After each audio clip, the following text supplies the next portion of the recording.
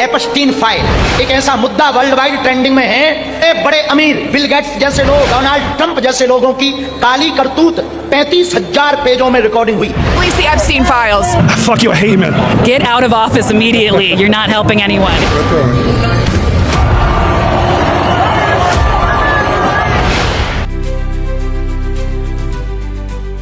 एप्स्टाइन files अभी और माल है, वो अभी रिलीज नहीं हुआ है।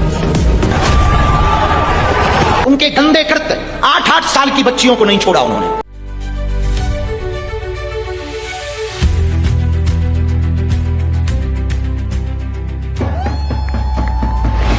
Donald Trump, bill Clinton, Britain का शाही खानदान और प्रिंस एंड्रयू, यहां तक कि महान वैज्ञानिक स्टीफन हॉकिंग और मशहूर जादूगर डेविड कॉपरफील्ड, आखिर इन महाशक्तिशाली हस्तियों का नाम जेफरी एप्स्टीन के उस काले साम्राज्य से क्यों जोड़ा जा रहा है? सोशल मीडिया पर तो यहां तक दावे किए जा रहे हैं कि भारत के प्रधानमंत्री नरेंद्र मोदी और बॉलीवुड के कई बड़े सितारों का नाम भी इस लिस्ट में शामिल है।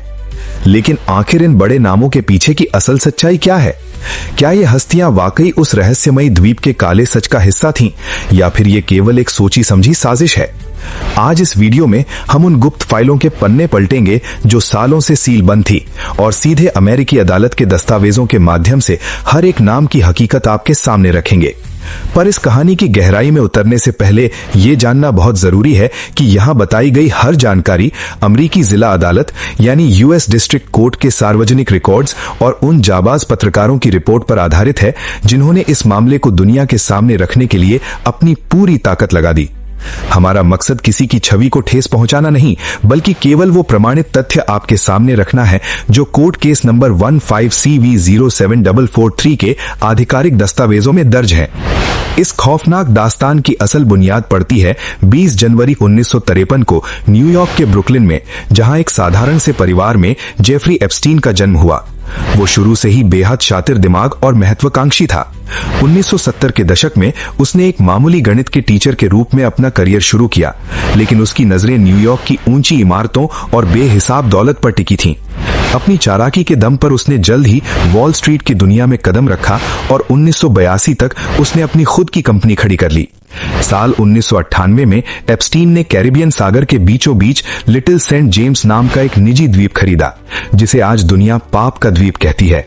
यहां पहुंचने का रास्ता था उसका निजी विमान लोलेटा एक्सप्रेस, और उसका नेटवर्क इतना ऊंचा था कि व्हाइट हाउस से लेकर बकिंघम पैलेस तक उसकी सीधी पहुंच थी। इस अंधेरे राज पर से पर्दा उठाने की कोशिशें बहुत पहले शुरू हो गई थी। साल 2011 में एबीसी न्यूज की पत्रकार एमी रोबैक ने वर्जीनिया जफरे का इंटरव्यू लिया था, और उनके पास प्रिंस एंड्रयू के खिलाफ पुख्ता सबूत थे। लेकिन उस समय रसूखदारों के दबाव में एबीसी न्यूज ने उस रिपोर्ट को दबा दिया, लेकिन सच को ज्यादा दिनों तक छुपाया नहीं जा सकता था। साल 2018 में मियामी हेरल्ड की जाबाज खोजी पत्रकार जूली ब्राउन ने पर्पस ऑफ पावर नाम की एक इन्वेस्टिगेटिव सीरीज शुरू की। जूली ब्राउन ने उन सैकड़ों लड़कियों से बात की जिनका जीवन एप्स्टीन ने बर्बाद किया था।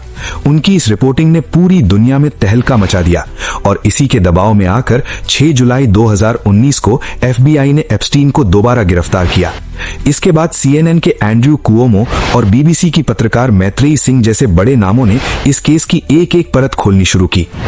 पूरी दुनिया को लगा कि अब सारे राज खुलेंगे, लेकिन 10 अगस्त 2019 की सुबह खबर आई कि एप्स्टीन न्यूयॉर्क की सबसे सुरक्षित जेल में मृत पाया गया।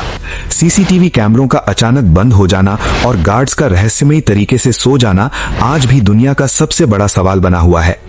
इसके बाद नेटफ्लिक्स और एचबीओ ने अपनी डॉक्यूमेंट्रीज के जरिए इस केस को घर घर पहुंचा दिया।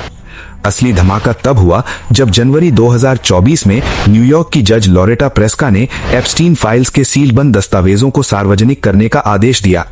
इन दस्तावेजों में बिल क्लिंटन का नाम 50 से ज्यादा बार सामने आया, डोनाल्ड ट्रंप का जिक्र हुआ, और प्रिंस एंड्रयू पर तो रूह कंपा देने वाले आरोप लगे।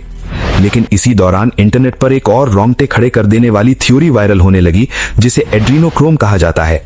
दावा किया जाता है कि दुनिया के सबसे रसूखदार लोग हमेशा जवान और अमर दिखने के लिए बच्चों के खून से बनी एक खास दवा का इस्तेमाल करते हैं। सोशल मीडिया पर ऐसे वीडियो फैलाए जा रहे हैं जिनमें बच्चों को मशीनों में डालने या उनके साथ राक्षसी व्यवहार करने की बातें कही जाती हैं। पर यहाँ रुकिए और सच जान लीजिए, अमेरिकी कोर्ट के 4,500 पन्नों के आधिकारिक दस्तावेजों में ऐसी किसी भी हॉरर मशीन या अमर होने वाली दवा का कोई कानूनी सबूत नहीं मिला है। ये कहानियां अक्सर एआई द्वारा बनाई गई फेक क्लिप से पैदा होती हैं, क्योंकि एड्रीनोक्रोम शरीर में बनने वाला एक साधारण केमिकल है। जैसे जैसे ये खबरें भारत पहुंची, झूठ का एक नया बाजार गर्म हो गया और कई वायरल पोस्ट्स में दावा किया गया कि प्रधानमंत्री नरेंद्र मोदी और बॉलीवुड के सितारों का नाम भी इस लिस्ट में शामिल है। आज 2026 में जब हम पीछे मुड़कर देखते हैं तो जूली ब्राउन और एमी रोबैक जैसे पत्रकारों की मेहनत हमें याद दिलाती है कि सच कड़वा हो सकता है, लेकिन वो इन डरावनी अफवाहों से कहीं ज्यादा जरूरी है। असली इंसाफ तभी होगा जब हम केवल उस सच पर यकीन करेंगे जो कोर्ट के दस्तावेजों में दर्ज है, और उन बहादुर महिलाओं का साहस सम्मान करेंगे जिन्होंने दुनिया के सबसे ताकतवर लोगों के खिलाफ आवाज उठाई। 13 years old. I was 16 years old. 17, 14 years old. This is me. This was me. This was me. When I met Jeffrey Epstein. This is me when I met Jeffrey Epstein. There are about 1,000 of us.